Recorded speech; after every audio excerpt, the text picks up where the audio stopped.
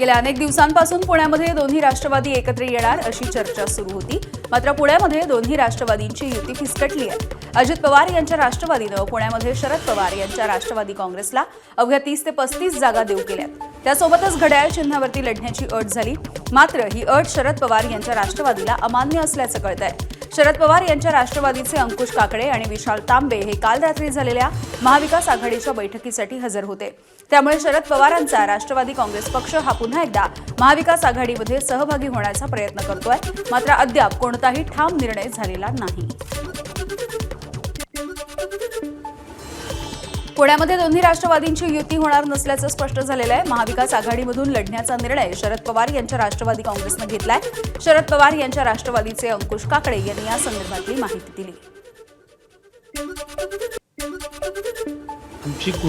आम्ही अजितदादांची काल भेट घेतली ही वस्तुस्थिती आहे, पण आमची कुठली तिथं आघाडीच्या संदर्भामध्ये चर्चा झालेली नाही। आम्ही आमच्या थोडं वरिष्ठांशी बोलून त्यांनी सांगितलं तुम्ही दोघं तिघं जाऊन त्यांना सांगा की आम्ही आमच्या जुन्या मित्रपक्षांबरोबर आघाडीबरोबर राहणार आहोत, तेवढा निरोप द्या।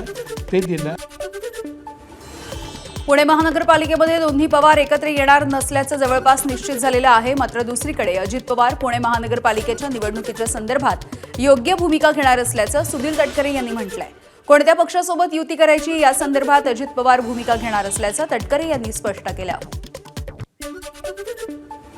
एका चिन्हावरती निवडणुका लढवायचा किंवा काय, आज आमचे राष्ट्रीय अध्यक्ष अजितदादा पुण्यामध्ये गेले 3 दिवस आहेत। मुलाखती घेण्यापासून कोणाबरोबर ती मित्रपक्ष म्हणून किंवा निवडणूक सोबत घेऊन, मित्रपक्ष नव्हे, निवडणूक कोणाबरोबर ती घेऊन लढवायची या संदर्भातला ते निर्णय त्या ठिकाणी घेत आहेत। गेल्या अनेक वर्षामध्ये पुणे पिंपरी चिंचवडच्या सगळ्या निवडणुकीमध्ये राष्ट्रवादी काँग्रेस पक्ष एकत्रित असताना एक हाती निवडणूक जिंकण्यामध्ये अजितदादांचा सिंहाचा वाटा आहे। स्वाभाविकपणाने आता कोणाबरोबर ती काय करावं, निवडणुका कशा लढवाव्यात त्याचा निर्णय त्या ठिकाणी ते घेतील।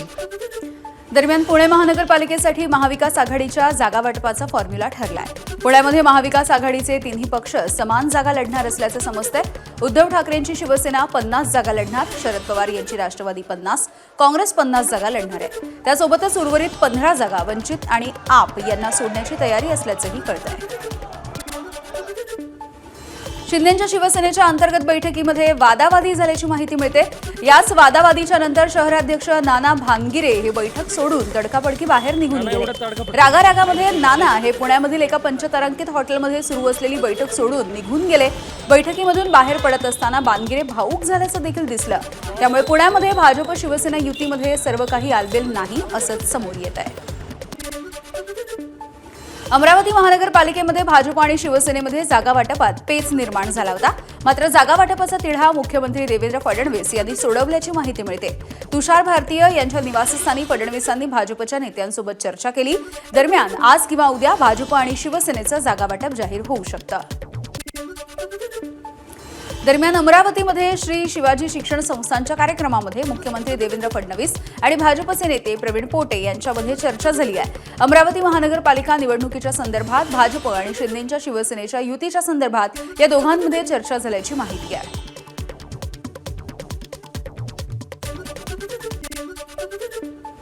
मुंबई महानगरपालिकेसाठी युतीची चर्चा ही अंतिम टप्प्यात असल्याची माहिती उदय सामंत यांनी दिली। काहींनी आघाड्या केल्या असल्या तरी देखील आमच्यावरती काहीही फरक पडणार नाही असं देखील सामंत म्हणाले। तर पुण्यासाठीही आम्ही मुख्यमंत्री आणि चंद्रकांत पाटील यांच्या संपर्कात असल्याचं सामंत यांनी सांगितलंय। 27 जागांवरचं घोडं जे अडलेलं आहे ते आज मी काय सांगितलं, जागा वाटपा संदर्भामध्ये जो निवडून येणार आहे त्याला उमेदवारी देण्याच्या संदर्भातला आमचा जो क्रायटेरिया आहे माननीय शिंदे साहेबांचा, माननीय देवेंद्रजींचा, त्या याच्यावर आम्ही चर्चा करतोय म्हणून कदाचित वेळ लागत असेल। परंतु एक निश्चित आहे की आम्ही युतीनंच लढतोय आणि सध्या भाजपाचे किती आणि शिवसेनेचे किती याच्यापेक्षा 227 ठिकाणी महायुतीचे उमेदवार असतात। पुण्याच्या बाबतीमध्ये देखील सन्माननीय शिंदे मुंबईमध्ये महानगरपालिका निवडणुकीसाठी राष्ट्रवादी काँग्रेसकडून संपूर्ण जबाबदारी माजी मंत्री नवाब मलिक यांच्यावरती सोपवल्याच्या नंतर आता मलिकांच्या घरामधील 3 जणांना राष्ट्रवादी काँग्रेसनं उमेदवारी दिल्याचं समोर येत आहे। यामध्ये नवाब मलिक यांचे बंधू सुद्धा आहेत, तसंच बहिणीचा देखील समावेश आहे। नवाब मलिक यांचे बंधू कप्तान मलिक यांना प्रभाग क्रमांक 165 मधून उमेदवारी दिली जाते। नवाब मलिक यांची बहीण डॉक्टर सईदा खान यांना प्रभाग क्रमांक 168 मधून उमेदवारी दिली जाणार आहे, तर कप्तान मलिक यांच्या सूनबाई बुशरा नदीम मलिक या प्रभाग क्रमांक 170 मधून निवडणुकीसाठी उभ्या राहतील.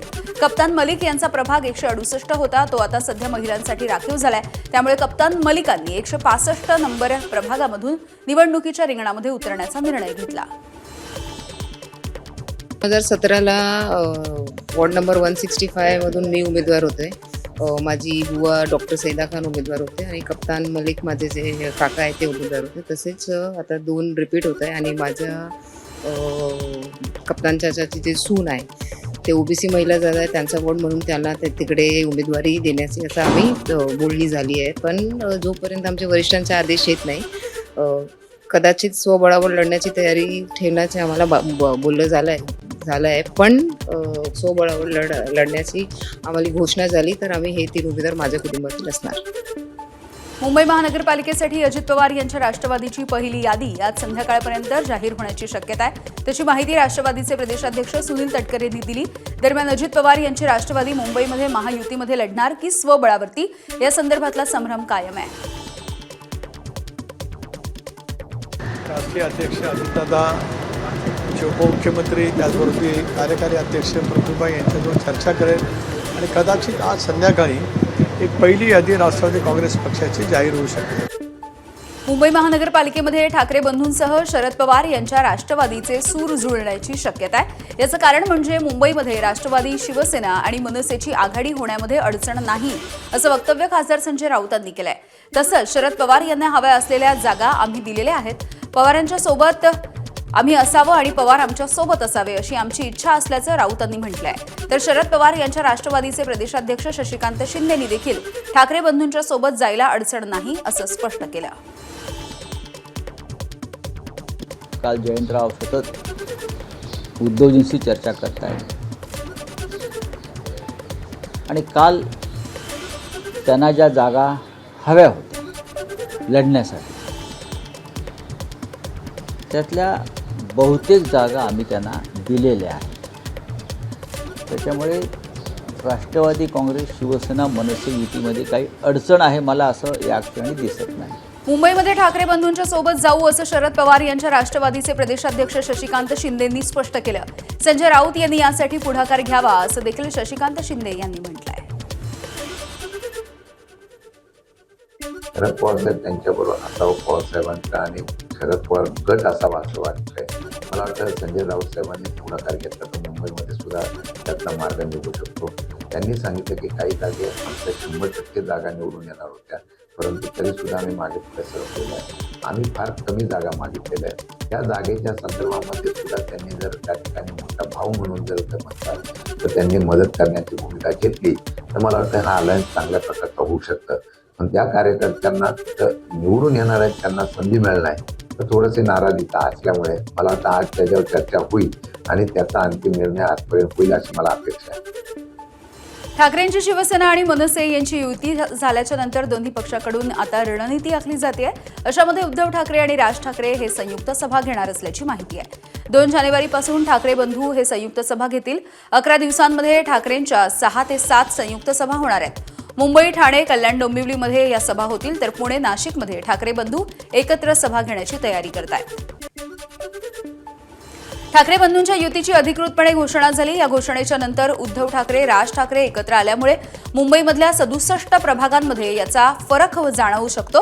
2024च्या विधानसभा निवडणुकीमध्ये पडलेल्या मतांवरून हे चित्र स्पष्ट होत आहे. मतांची आकडेवारी लक्षात घेता मनसे आणि उद्धव सेनेची युती ही ठाकरे बंधूंना पूरक ठरू शकते, तर मराठी बहुल पट्ट्यामध्ये त्यांची ताकद वाढणार अशी देखील आकडेवारी समोर येऊ शकते. ज्या ठिकाणी ठाकरे विरोधात लढले त्या ठिकाणी त्यांच्या मतांची बेरीज ही महाविकास आघाडी आणि महायुतीच्या मतांपेक्षा नक्कीच जास्त आहे. त्यामुळे या समीकरणानुसार ठाकरे एकत्र आले तर अनेक मराठी बहुल भागामध्ये त्यांना चांगलं यश मिळू शकतं. ठाकरेंच्या शिवसेनेचे आमदार मिलिंद नार्वेकर यांनी मनसेचे अध्यक्ष राज ठाकरेंची भेट घेतली आहे. शिवतीर्थ या निवासस्थानी मिलिंद नार्वेकर यांनी राज ठाकरेंसोबत चर्चाही केली. एकमेकांच्या सोबत राहून जास्तीत जास्त जागा निवडून आणण्यासाठी सावध पवित्रा घेणं गरजेचं असल्याचं दोन्ही पक्षांचं म्हणणं आहे. मनसेचे नेते बाळा नांदगावकर, नितीन सरदेसाई, संदीप देशपांडे हे उद्धव ठाकरे यांच्या भेटीसाठी मातोश्रीवरती पोहोचलेत. मुंबईमधल्या 4 जागांचा तिढा अद्यापही कायम असल्यामुळे चर्चा करण्यासाठी मनसेचे नेते हे ठाकरेंची भेट घेत आहेत. भांडूप, विक्रोळी, प्रभादेवी आणि शिवडी या 4 जागांवरून अजूनही 2 भावांमध्ये रस्सीखेच सुरू आहे. या जागांच्या संदर्भात पुन्हा एकदा बैठक घेतली जात असल्याची माहिती आहे. मुंबईमधल्या प्रभाग क्रमांक 194 वरून मनसेमध्ये नाराजी नाट्य रंगलेला बघायला मिळतंय.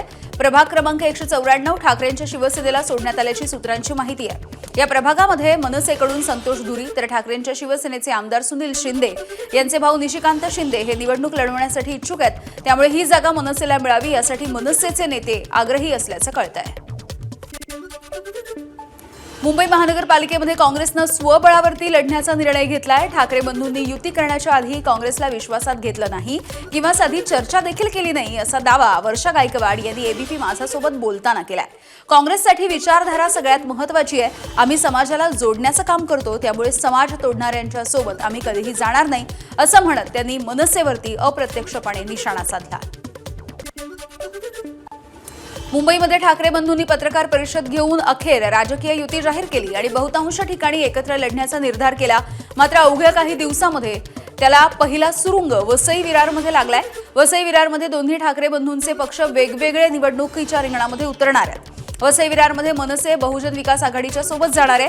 मनसेचे उमेदवार बवियाच्या चिन्हावरती लढायला देखील तयार झाले. ठाकरेंची शिवसेना मात्र स्वतंत्रपणे निवडणुकीच्या रिंगणामध्ये असेल. सोबत लढायचं असेल, भाजप शिवसेनेला दूर ठेवायचं असेल तर आमच्या चिन्हावरती लढा अशी बवियाने मनसेला अट घातली होती. परवापर्यंत आमची बहुजन विकास आघाडीच्या काही पदाधिकाऱ्यांशी चर्चा चालू होती, परंतु आता 2 दिवस चर्चा आमची थांबलेली आहे. आमच्या पक्षाचे एबी फॉर्म तयार आहेत. मनसेच्या बाबतीत अशी आम्हाला माहिती मिळालेली आहे की त्यांनी 2 सीट त्यांच्या घेऊन ते शिटीवर लढायला तयार आहेत. काँग्रेसच्या बाबतीत काँग्रेसच्या अशी माहिती मिळाली की खालचे काँग्रेसच्या कार्यकर्त्यांची सुद्धा भूमिका आमच्यासारखीच आहे, परंतु काही वरिष्ठ नेते त्या बाबतीत निर्णय घेतील आणि काँग्रेससुद्धा सहकार्य आम्हाला करेल आणि महाविकास आघाडी वसई विरारमध्ये बनवेल, अजूनही आम्हाला अशी अपेक्षा आहे. ठाण्यामध्ये महायुतीच्या जागा वाटपाचा तिढा सुटत नाहीये. 7 ते 8 जागांचा तिढा कायम असल्याची माहिती मिळतेय. या संदर्भात तोडगा काढण्यासाठी आज ठाण्यामधल्या स्थानिक नेत्यांची बैठक पार पडतेय. काल रात्री उपमुख्यमंत्री एकनाथ शिंदे, नरेश म्हस्के, रवींद्र चव्हाण आणि निरंजन डावखरे यांच्या उपस्थितीमध्ये ही बैठक झाली. मात्र या बैठकीमध्ये जागा वाटपाचा तिढा सुटला नसल्याची माहिती सूत्रांनी दिली. त्यामुळे आज पुन्हा एकदा स्थानिक नेते युतीच्या संदर्भात चर्चा करतायत. या बैठकीला माजी महापौर मीनाक्षी शिंदे देखील उपस्थित आहेत. दरम्यान ठाण्यामध्ये भाजप शिवसेनेच्या चर्चेची ही 3री फेरी आहे. आगामी ठाणे महानगरपालिका निवडणुकीच्या पार्श्वभूमीवरती महायुतीमधला संभ्रम आणि अनिश्चिततेचा फटका आता थेट प्रचारावरती दिसून येतोय. शिवसेनेनं स्वतंत्र प्रचाराची ठाम भूमिका घेतली आहे. मैदानामध्ये उतरण्याचं निर्णायक पाऊल देखील उचललंय.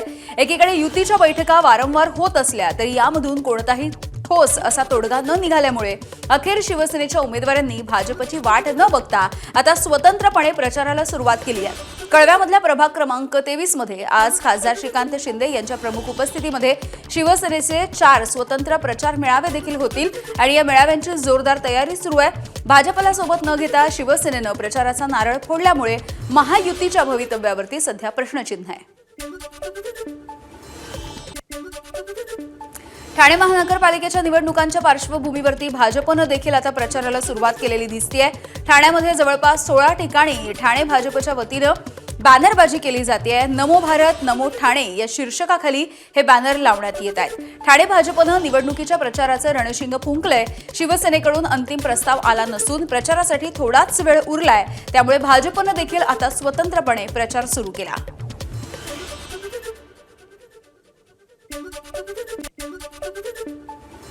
कल्याण डोंबिवली महानगरपालिकेच्या निवडणुकीसाठी महायुतीचा संभाव्य फॉर्म्युला समोर आलाय.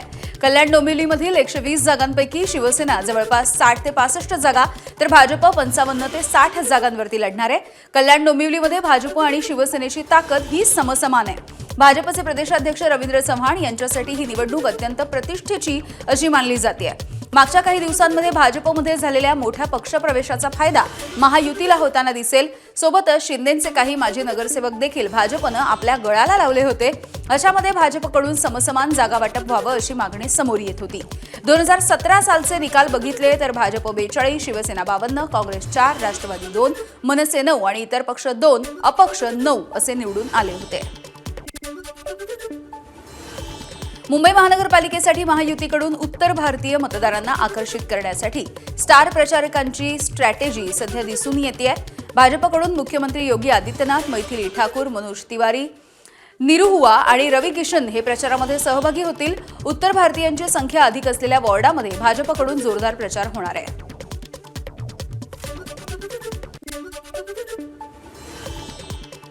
डॉन अरुण गवळीच्या दोन्ही मुली निवडणुकीच्या रिंगणामध्ये उतरतायत.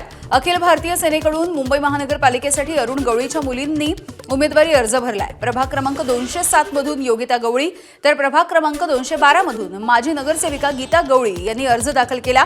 माजी नगरसेविका वंदना गवळींच्या विरोधामध्ये योगिता गवळी उभ्या आहेत. वंदना गवळी या अरुण गवळी यांच्या सून आहेत.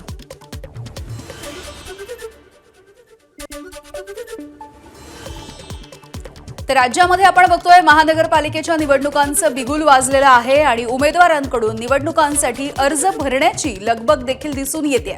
अशामध्येच मुंबईच्या कांदिवली परिसरामधील प्रभाग क्रमांक 28 मध्ये शिंदेंच्या शिवसेनेनं जोरदार तयारी सुरू केलेली दिसते आहे. उमेदवार वृषाली हुंडारे यांनी मोठ्या ताकदीनं मैदानामध्ये उतरत सर्वप्रथम प्रचाराचा नारळ देखील फोडलाय, श्री गणेशा केलाय. यावेळेला वृषाली यांचं काही महिलांनी औक्षण देखील केलं. तसंच निवडणुकांसाठी त्यांना शुभेच्छा देखील देण्यात आलेल्या आहेत. मुंबईतील 11,01,516 संभाव्य दुबार मतदारांपैकी केवळ 15% म्हणजे 1,68,357 हे दुबार असल्याचं फेरपडताळणीमधून अंतिमपणे समोर आलंय. मात्र यापैकी केवळ 28% म्हणजे 48,628 जणांनी दुबार मतदान करणार नसल्याचं महानगरपालिका कर्मचाऱ्यांना सांगितलंय. या संदर्भात त्यांनी फॉर्म अ देखील लिहून दिलाय. त्यामुळे अशा अन्य मतदारांच्या नावापुढील डबल स्टार हा कायम ठेवण्यात येणार आहे. मतदानाच्या वेळी त्यांच्याकडून केंद्रावरती हमीपत्र देखील लिहून घेतलं जाईल. छत्रपती संभाजीनगरमध्ये महायुतीची 9वी बैठक देखील निष्फळ ठरली. महायुतीच्या 9व्या बैठकीमध्ये युतीवरती तोडगा निघालेला नाहीये. संभाजीनगरमध्ये एकूण 29 प्रभाग आहेत, 115 जागा आहेत. यापैकी युती फक्त 87 जागांवरती चर्चा होऊ शकलेली आहे. इतर जागा मुस्लिम बहुल भागातल्या आहेत.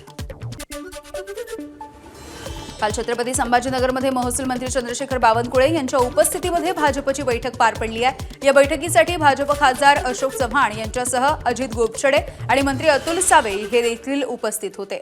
उमेदवारीच्या संदर्भात मेरिट बघून स्थानिक पातळीवरच निर्णय घेण्याचा अधिकार दिल्याचं अशोक चव्हाण यांनी जाहीर केलं.